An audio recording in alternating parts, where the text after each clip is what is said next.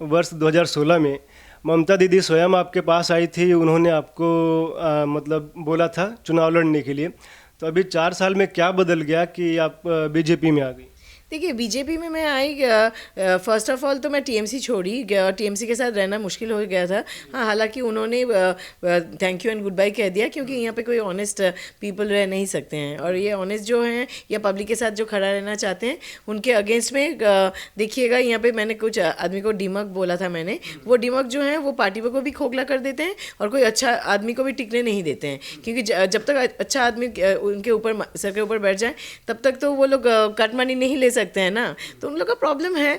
तो इसीलिए कुछ ना कुछ हुआ, फिर मैंने बहुत बोला, मैंने जो लोग डिमक हैं एक्चुअली पार्टी को ख़राब कर रहे हैं, वो जो पार्टी का नाम भी ख़राब किए और जो पब्लिक का सेवा भी नहीं करने दिए, किसी को काम नहीं करने दिया, जो बहुत सारे भ्रष्टाचार किया, तो उनके खिलाफ मैंने बहुत आवाज़ उठाई पब्लिक, क्योंकि देखिए मैं वॉइस ऑफ कॉमन पीपल हूँ और मैं पब्लिक रिप्रेजेंटेटिव हूँ, तो मैं मेरा तो पहले मेरा जो ड्यूटी है वो पब्लिक का सेवा करना, तो मैं वो तो करूँगी, उनके लिए वॉइस भी उठाऊँगी, उनके साथ मैं खड़ी भी रहूँगी। ये एक जैसे हो गया, तो उसके साथ मैंने आवाज़ उठाई, फिर मैं वहाँ से पार्टी से टीएमसी से निकल के खुद मैं निर्दलीय कुछ दिन काम किया, फिर उसके बाद अभी मैंने I have joined, I am really lucky कि मुझे बीजेपी में इतना रिस्पेक्ट मिला और यहाँ पे मुझे इतना काम करने का प्लेटफॉर्म भी मिला कि जहाँ पे मैं आके ही तुरंत ही कुछ ना कुछ मैं कर पा रही हूँ। आपने टीएमसी को छोड़ा नहीं, टीएमसी को आपने विवश किया कि वो आपको निकाल दें, आपने छोड़ा क्यों नहीं? मतलब जब इतना समस्या था तो। देखिए, विवश तो मैंने कुछ किया नहीं, मैं चेष्टा कर रही, देखिए मैं जब जिनके साथ रहती हूँ पर्सनल हो या प्रोफेशनल, मैं I am 100% loyal, I try my level best till the end. तो फिर जब नहीं हो पाता मैं क्या करूं?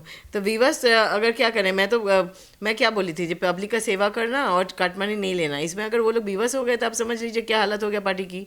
हाँ, तो विवश हो गए, कट मनी उनको फिर लेना ही है, पार्टी का काम नहीं करना है, तो ये अगर काम करना और कट मनी बंद करना विवश होना होता है तो विवश है, और मैं क्या करूँ?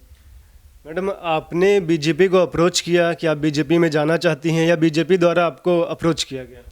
देखिए, मैंने जब निर्दलीय में थी, हाँ, तो मुझे बहुत मुझे बताया कि like I can not be with the people until unless मेरे साथ मैं एक पार्टी में ना रहूँ, और बीजेपी में मैं जुड़ गई, तो वो मेरे लिए बहुत अच्छी बात है। मैं भी जुड़ना चाहती थी और वहाँ से भी मुझे स्वागत किया गया, तो ऑब्वियसली कुछ भी चीज़ ना अकेला नहीं होता, इट शुड बी म्यूचुअल।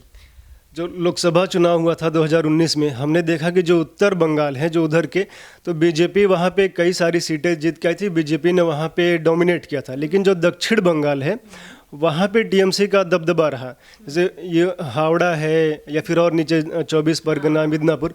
तो अब समझ में आ रहा है कि जैसे मिदनापुर से शुभेंदु अधिकारी जी को लिया गया है, हावड़ा से आप हैं, राजीव बनर्जी जी हैं, तो क्या बीजेपी मतलब स्ट्रेटेजी बना के आप लोग को तोड़ा गया है या मतलब क्या है? देखिए, यहाँ पे जो है ना, पब्लिक के लिए काम करना चाहते हैं, तो उनको काम नहीं करने दिया जा रहा था, और ये स्ट्रैटेजी कुछ नहीं है।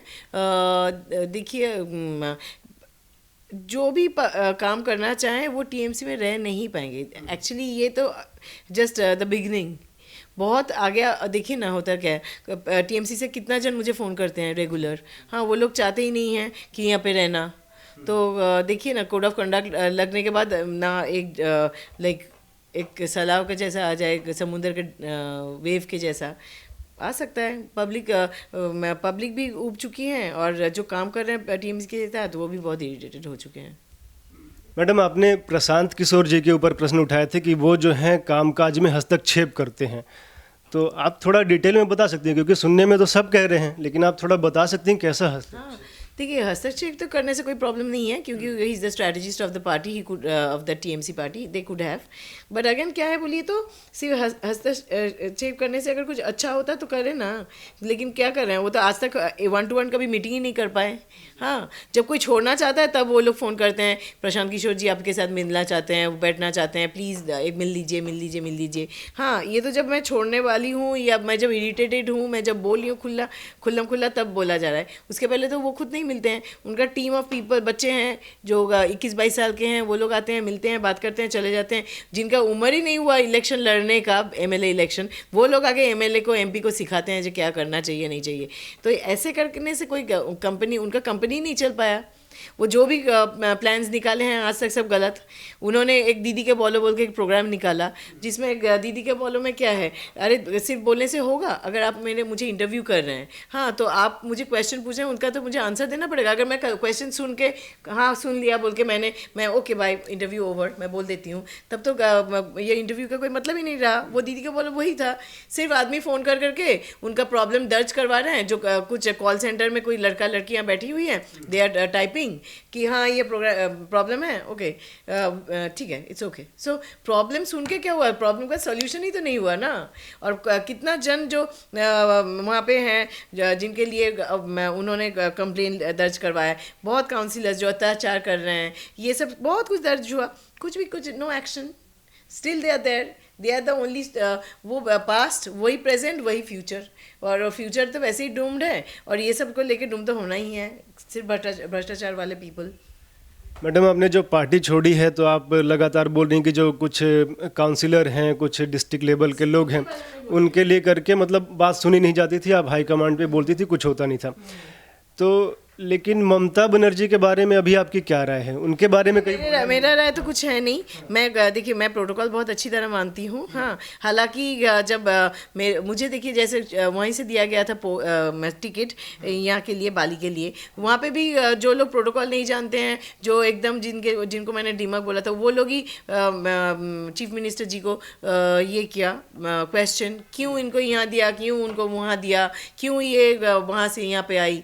अरे ये अगर वो लोग ही चीफ मिनिस्टर को क्वेश्चन करते हैं, लेकिन मैं प्रोटोकॉल जानती हूँ। I respect the chair and I will respect the chair, so whatever it may come, I am not going to disrespect the chair because I know the protocol. सुनने में आता है कि जो गोरू प्रचार होता है, लोग आरोप लगाते हैं कि अभिषेक बंदोपाध्याय इसके किंग पिन हैं।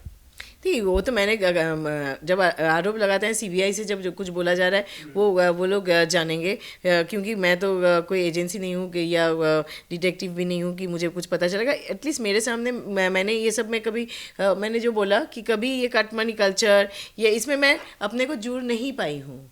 मैं सब समय मैं पब्लिक की सेवा कर चुकी हूँ, उसी में मैंने ध्यान लगाया। मैं घर से ऑफिस से कॉन्स्टिट्यूएंसी, काम करो सीधा घर जाओ, ना किसी के साथ वो किसी से गॉसिप करो या किसी के पीछे लगो या किसी के कहीं से कट मनी लेने का प्लानिंग करो, कुछ भी नहीं। या कहीं पे कुछ प्रचार चल रहा है उसमें ध्यान लगाओ, कभी इसमें ध्यान ही नहीं लगाया। मेरा एक ही उद्देश्य है पॉलिटिक्स में आने का, वो पब्लिक के लिए काम करने के लिए। हाँ, इसीलिए मैं दूसरे एक पूरा बैकग्राउंड से मैं पॉलिटिक्स ज्वाइन किया, और वही मैं लेके चलूँगी। जितना ही कल्चर चला यहाँ पे 5 साल में कट मनी वाला, मैंने वहाँ पे मैंने बह भी नहीं गई वो इसमें वो नाले में। हाँ, और वो कुछ भी नहीं किया, क्योंकि मैं एक तो उद्देश्य लेके आई हूँ पब्लिक का काम करने के लिए, और for the betterment of the people, not to harass them. तो वही मैंने किया और वही मैं करूँगी भी। और मैं अभी भाजपा के साथ जुड़ गई हूँ। I am thankful to God and I am thankful to our honourable prime minister and Amit Shah ji कि उन्होंने मुझे भाजपा में उनके साथ जुड़ा, मुझे ये प्लेटफॉर्म दिया। And I am very happy कि मैं जो सपना लेके मैं आई हूँ पॉलिटिक्स में कि पब्लिक के लिए कुछ अच्छा और करने के लिए, वो सारा कुछ मैं कर पाऊँगी। मैडम, पश्चिम बंगाल का भविष्य आप कैसे देखते हैं? क्योंकि जो पश्चिम बंगाल का जो इतिहास है, 10 में से 7 विद्वान पश्चिम बंगाल के होते थे, मतलब बहुत ही समृद्ध जो संस्कृति पश्चिम बंगाल की रही है। लेकिन आज स्थिति क्या है कि कट मनी बच्चे बच्चे बोलते हैं, मतलब अन्य राज्यों में भी थोड़ा बहुत होता है, लेकिन यहाँ तो किसी से पूछ लीजिए, हाँ, तो कट मनी हो गया, गोरू प्रचार में नंबर 1 है, ह्यूमन ट्रैफिकिंग में नंबर 1 है, भद्र लोगों की भाषा बोली जाती है। लेकिन मुख्यमंत्री जेपी नड्डा अड्डा पड्डा और अमित शाह को प्रधानमंत्री को ऐसा बोल रही हैं कि कान पकड़ के हिंदी सिखाएंगे।